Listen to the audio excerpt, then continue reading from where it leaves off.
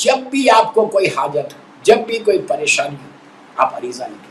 زمانے کے امام کو عریضہ لکھو، اس لیے تم لکھو گے تو تمہاری ایک ریلیشن شپ بھی بلڈ ہوگی۔ یہ خط ہے مولا کو جو تم تو عریضہ ضرور لکھنا، ہر پریشانی میں، ہر تکلیف میں، خوشی میں، غم میں مولا کو عریضہ لکھو، ایک لیٹر لکھو، اس کے بعد دیکھو کہ امام کی نظر کرم تمہارے اوپر کیا ہوتا ہے۔ لیکن عریضے کے لیے یہ کہا گیا کہ کیسے لکھنا، ہاؤ ٹو رائٹ عریضہ، یہ سب سے امپورٹنٹ چیز ہے۔ یہ مت کرو کہ آپ کسی چیز پہ بھی لکھ سکتے ہیں۔ ایک وائٹ پیپر لے لیں، وائٹ پاک اور پاکیزہ وائٹ پیپر لے لیں، آپ اس پہ عریضہ لکھو، پانی میں ڈال دو۔ اگر پانی آپ کو اویلیبل نہیں ہے تو آپ زمین میں دفن کر سکتے ہیں، اپنے گھر کے بیک یارڈ میں آپ دفن کر سکتے ہیں، کوئی مشکل نہیں، یا دفن کرو یا پانی میں ڈالو۔ اچھا لکھنا کیسا؟ اب یہ مت کرو کہ آپ نیکسٹ ایئر ہی آپ لکھیں گے 14 شعبان کو۔ میں سارے سننے والوں کو بول رہا ہوں، اہل بیت چلیں گے، ہمارے پاس تاریخ میں 11 عریضے ہیں۔ امام کی ایک بڑی مشہور کتاب ہے گوہر یگانہ، کراچی پاکستان سے چھپی، ساری امام کی دعائیں اس میں، یہ بڑی ریکمنڈڈ دعا، یہ ہر گھر میں رہنا چاہیے۔ اس میں کافی امام کے مخصوص دعائیں ہیں اور مخصوص زیارات ہیں۔ اس میں 11 عریضے ہیں امام کے، 11 ڈفرنٹ ٹائپس کے عریضے۔ آپ اس کی کاپی لے لیں، آپ کاپی لکھ کے اس میں اپنا عریضہ لکھو۔ اس کا جو سب سے زیادہ مشہور عریضہ ہے، جس کو میں نے خود بہت تقسیم کیا ہے، پیج نمبر 400 سے 401 تک، 400 سے 401 تک، یہ اتنا ریکمنڈڈ عریضہ، اتنا ریکمنڈڈ عریضہ میں نے دنیا بھر میں بھیجا ہے، اتنا ریکمنڈڈ ہے کہ 5 گھنٹے 6 گھنٹے 7 گھنٹے میں جواب آتا ہے۔ دوستو آسان بات نہیں، ہر امپاسبل چیز، یہ مت سمجھو کہ ارے یہ تو امپاسبل ہے، یہ کیسے ہوگا، نہ، ہر امپاسبل کو پاسبل کرنے والا میرا امام، امام کے علاوہ کوئی نہیں۔ اللہ کی حجت ہے، آخری حجت ہے، اللہ کی جو رحمت ہے دنیا میں وہ اس امام کی وجہ سے، جو اللہ کی برکتیں ہیں وہ اس امام کی وجہ سے، اللہ کی جو نعمتیں نازل ہو رہی اس دنیا میں وہ اس امام کی وجہ سے۔ ان کا وجود ہم سب کے لیے ایک رحمت اور نعمت ہے، پوری دنیا کے لیے، پوری دنیا کے لیے، زمین پہ یہ ان کا وجود ایک نعمت ہے۔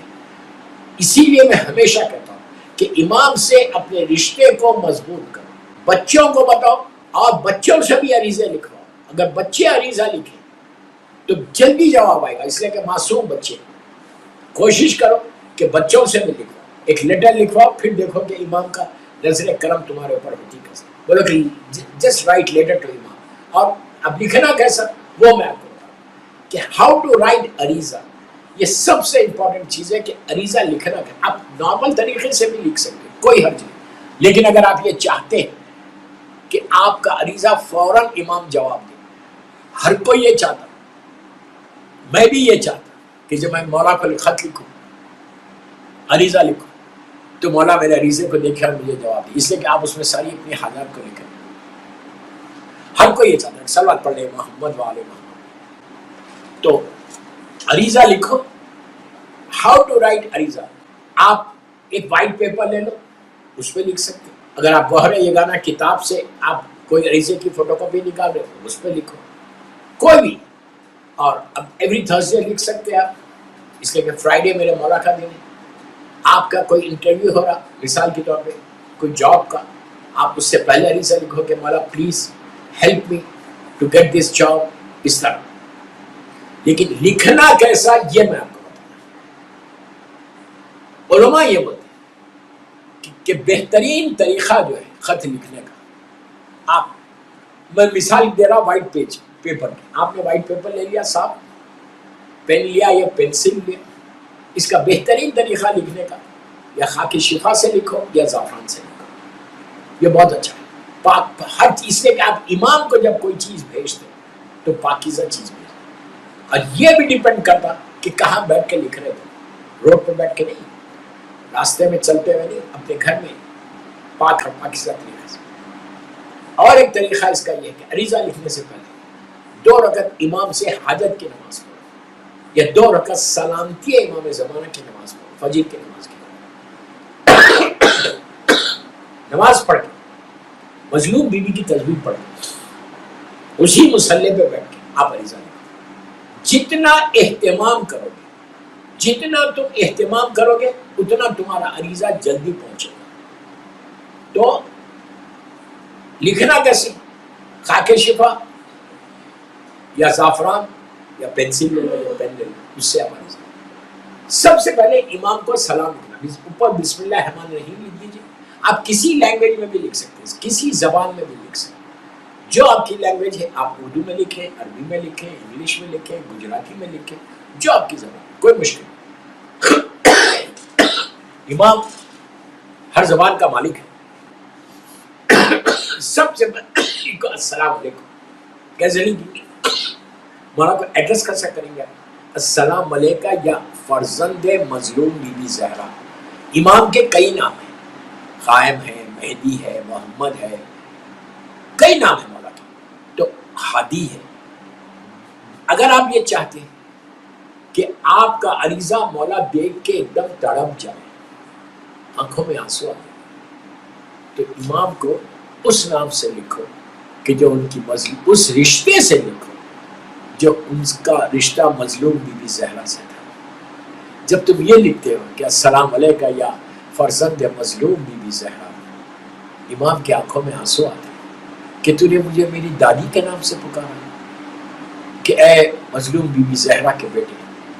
इवन आप सलाम भी जब करते हैं, मौला को सारे सलाम करने के बाद ये ज़रूर बोलिए सलाम करना, अस्सलाम अलैका, सर पे हाथ रख के, या फर्जंद मजलूम बीबी ज़हरा, कि मजलूम बीबी ज़हरा के बेटे हमारे सलाम। हर इमाम के लिए है, हर इमाम के लिए।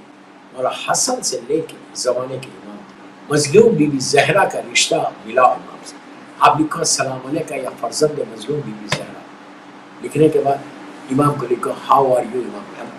मैं इंग्लिश में बता रहा हूँ, आप उर्दू में लिखें तो आप लिखो कि मौला आप कैसे हैं, हाउ आर यू इमाम। ये लिखने के बाद पहला सेंटेंस कि मौला आप कैसे हैं, फिर फ़ौरन मौला को दुआ देना कि अल्लाह मौला आपको सलामत रखे। पहले आपने इमाम की खैरियत पूछी, फिर फ़ौरन आपने अल्लाह से दुआ की कि परवरदिगार तू मेरे इमाम को सलामत रखे, अल्लाह मौला अल्लाह आपको सलामत रखे। ये लिख दिया, 2 लाइन हो गई। तीसरी लाइन में फ़ौरन इस्तग़फ़ार करो, माफ़ी मांगो। आप बोलेंगे कई की माफ़ी? आप ये माफ़ी मांगो कि मौला प्लीज़ आई एम सॉरी, मौला मुझे माफ़ कर दो, मौला मेरे गुनाह बहुत है, मुझे माफ़ कर, मौला मैंने आपको कोई ख़त नहीं लिखा इतने अरसे से, मुझे माफ़ कर दो, मौला मैंने आपकी मारिफत को हासिल करने की कोशिश नहीं की, मुझे माफ़ कर दो। आप बार बार माफ़ी मांगो। ये दुआ कुमैल का तरीक़ा है।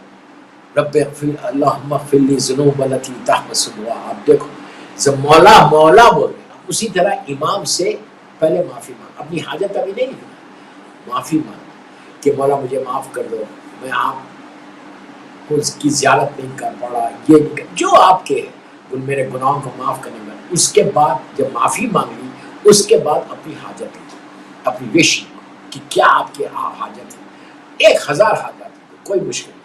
जितनी हाजात आप लिख सकते हैं, जो जो आपकी दुआ है वो सारी दुआएं लिखो। मौला मुझे ये दे दो, मौला ये, लेकिन हर चीज़ अपने लिए नहीं मांगो, हर चीज़ अपने लिए नहीं मांगो। शेख के लिए मांगो, मोमिनीन के लिए मांगो, बीमारों की शिफा के लिए मांगो। और एक बात बोलूँ, प्लीज़ गौर से सुनो, जन्नतुल बकी के तामीर के लिए, रीबिल्ड ऑफ जन्नतुल बकी के लिए दुआ मांगो। इमाम तड़प के रोता है जब जन्नतुल बकी को देखता है, तो इमाम तड़प तड़प के रोता है रीबिल्ड ऑफ जन्नतुल बकी के लिए कि मौला जल्द से जल्द जन्नतुल बकी को रीबिल्ड कर दो। और आज के दौर में बहुत इंपॉर्टेंट दुआ ये मांगो कि मौला बीबी ज़ैनब, बीबी उम्मे कुलसूम और शहज़ादी सकीना, जितने सैलानियाँ हैं उनके रोज़ों की हिफाजत करो। मैं नाम नहीं ले रहा, आप सब जानते हैं। शहज़ादियों के रोज़ों की हिफाजत के लिए आप दुआ मांगो। इमाम से बोलो मौला आप अपनी मजलूम दादी के रोज़े की हिफाजत करो।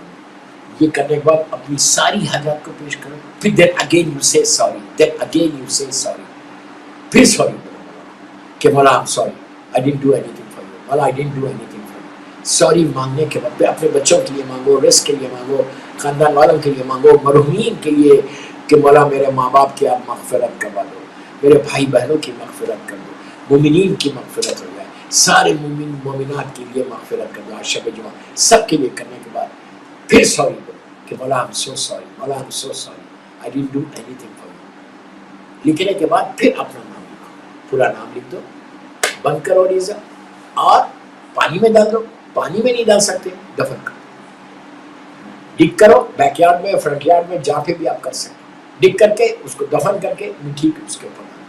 دوستو جتنا تم عریضہ لکھو گے، جتنے عریضے لکھو گے اتنے تمہارے ریلیشن شپ تمہارے امام سے بلڈ ہوں گے. اتنا آسان طریقہ. آپ کو کہیں جانے کی ضرورت نہیں، کسی کے پاس جانے کی ضرورت نہیں. You don't need to go anywhere. You don't need to go anywhere. Just go to your imam. Go to your imam. جو امام کے پاس جائے گا وہ دنیا اور آخرت میں سرخرو ہوگا. پھر آپ دیکھو تو اب امام جو ہے غیبت میں آئے، غیبت صغریٰ.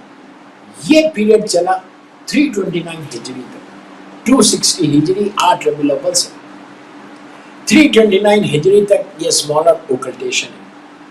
اس کے بعد جب آخری نائب تھے علی ابن سمری، اچھا وہ تاریخ بھی 15 شعبان ہی کی تاریخ. 15 شعبان کی تاریخ کئی چیزوں سے امپورٹنٹ ہے. مولا کی ولادت سب کو معلوم ہے، ہم کو اتنا ہی معلوم کہ 15 شعبان کو میرے مولا کی ولادت. اس کے علاوہ غیبت صغریٰ کا اینڈ 15 شعبان کو ہوا، غیبت کبریٰ کا آغاز 15 شعبان کو ہوا. 329 ہجری 15 شعبان جو 15 شعبان اینڈ آف غیبت صغریٰ ہے اور سٹارٹنگ آف غیبت کبریٰ ہے، ہائر اوکلٹیشن. 15 شعبان اتنی امپورٹنٹ. یہ تین امپورٹنس آپ نے سن لی. چوتھی امپورٹنس ایک روایت سے ظہور امام بھی 15 شعبان. جو 4 تاریخیں ہیں، میں کوئی ڈیٹ فکس نہیں کر رہا، 4 ڈیٹس ہیں امام کے ظہور. عاشورے کا دن ہوگا، جمعہ تاکسار. 25 ذیقعدہ ہوگا، ذیقعدہ کا 25 تاریخ ہوگی. اور شب قدر 22 21 رمضان ہوگی یا 23 رمضان ہوگی. 3 تاریخیں ہوگی. چوتھی تاریخ 15 شعبان. 15 شعبان ہوگا اور اس دن امام کا ظہور ہوگا. انشاءاللہ انشاءاللہ انشاءاللہ انشاءاللہ جلد سے جلد میرے مولا کا ظہور ہوگا. لیکن ہم اس اللہ کو مانتے ہیں، اس پروردگار کو مانتے ہیں جو قادر مطلق ہے، جو بغیر کسی علامت کے آج امام کا ظہور کر سکتا ہے. اللہ قادر مطلق ہے. ہم اس اللہ کو مانتے ہیں، لا الہ الا اللہ وحدہ لا شریک.